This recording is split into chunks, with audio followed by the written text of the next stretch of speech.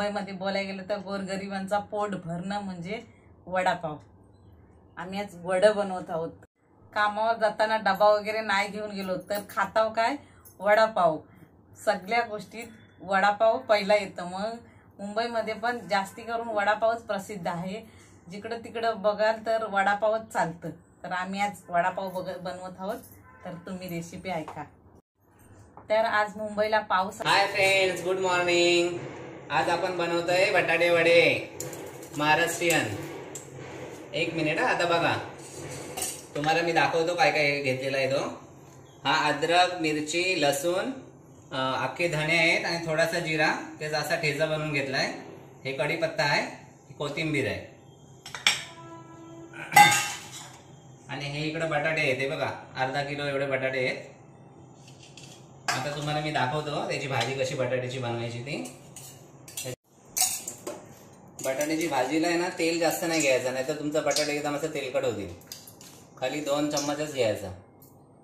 ही आपली उडदाची डाळ आहे, ती थोडीशी टाकायची. त्याच्याने आहे ना बटाटे वड्यांना एकदम चांगला स्वाद येतो. ही एकदम थोडी जरा अशी गोल्डन करून घ्यायची तिला तेलामध्ये. बघा,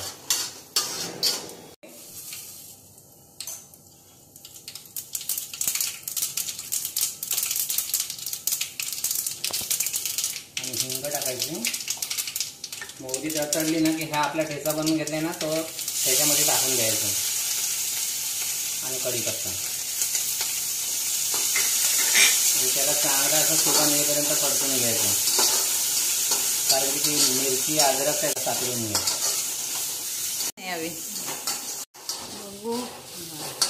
हे बघा, याला असं सुगंध येईपर्यंत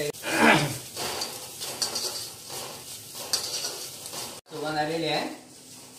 तर आता ह्याच्यामध्ये थोडीशी हळद टाकायची, जास्त हळद टाकू नका. बटाट्याच्या भाजीचा कलर आहे ना थोडा लाईट कलरच ठेवायचा, तर काय एकदम दिसायला पण चांगला आणि खायला टेस्टी. जास्त हळद जर पडली ना तर ते थोडं कळवट लागतात. असं झाला की हळद थोडी मसाल्यामध्ये मिक्स बरोबर करून घ्यायची. आणि नंतर हा थोडा शेंगदाण्याचा कूट टाकलाय मी आणि चवीपुरतं मीठ टाकायचं. नंतर तुम्ही सगळी भाजी झाली की नंतर मीठ तुम्ही चेक करा तुम्हाला कमी जास्त कसं पाहिजे ते. आता मी माझ्या अंदाजाने टाकलं याच्यामध्ये मीठ. आता हे आपला सगळा वघार झालेला आहे तयार. आणि थोडीशी कोथिंबीर आहे ना ती वघारामध्ये टाकायची आणि थोडी नंतर वरून टाकायची. त्याच्याने टेस्ट एकदम चांगला येतो.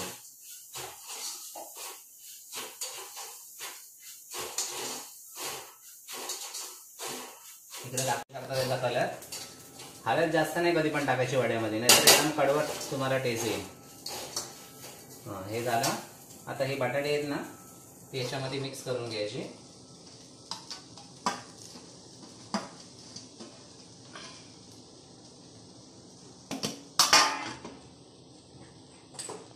बटाटे टाकले की वरून लगेच ही कोथिंबीर टाकून द्यायची आणि मग त्याला एकदम चांगला असं मिक्स करून घ्यायचं.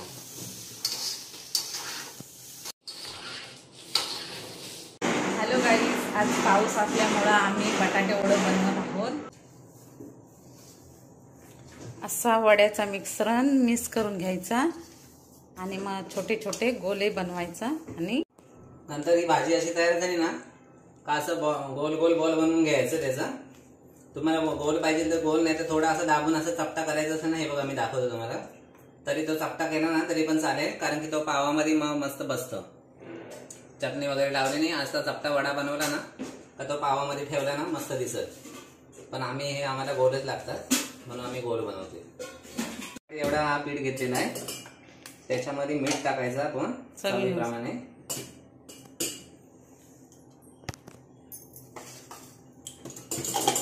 आणि थोडासा खायचा सोडा टाकायचा.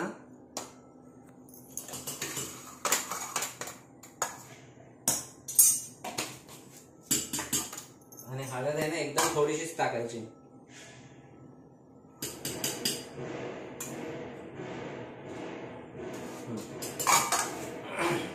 याच्यामध्ये एक 2 चमचे हा गरम तेल टाकायचं.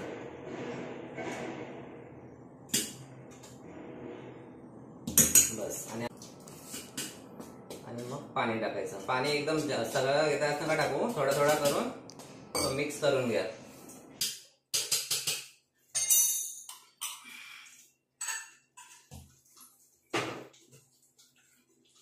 वडा बरोबर होणार नाही तुमचा.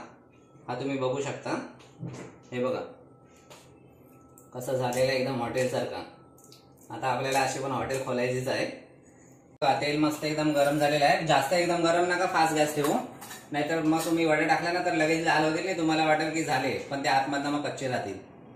त्यासाठी हा असं सोडला ना, बघा तुम्ही बघू शकता वडा पण कसा सोडलाय तो. अजिबात गॅस पण खराब नाही होईल आणि हातावर पण उडणार नाही.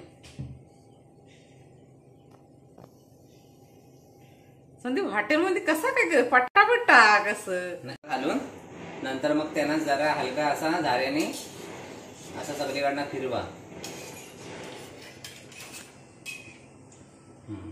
हे बघा तुम्ही ग्रीन चटणी बरोबर खाऊन घ्यायचं. ग्रीन चटणी, लाल चटणी, सॉस.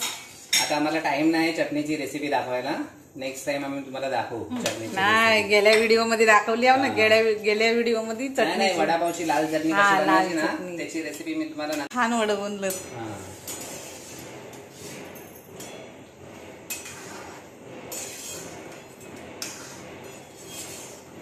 एकदम बाहेरच्या वडापाव वाला विकतात ना तसंच झालेलं आहे. एकदम मस्त छान सुपर. असं. आणि सुगंध पण काय सुटला इकडे. आख्या किचन मध्ये सुगंध आहे. आम्ही भारी पण ठेवले नाही तर बाहेरचे माणसं येतील घ्या.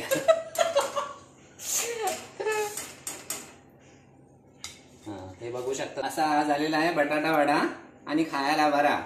फुल दिसत फुल. हे बघा बघू शकता तुम्ही एकदम मस्त असा. हे बघा गरमागरम वडापाव. तुम्हाला जर ही आमची रेसिपी आवडली असेल तर व्हिडिओला लाईक करा, शेअर करा आणि सबस्क्राईब करा. जय महाराष्ट्र.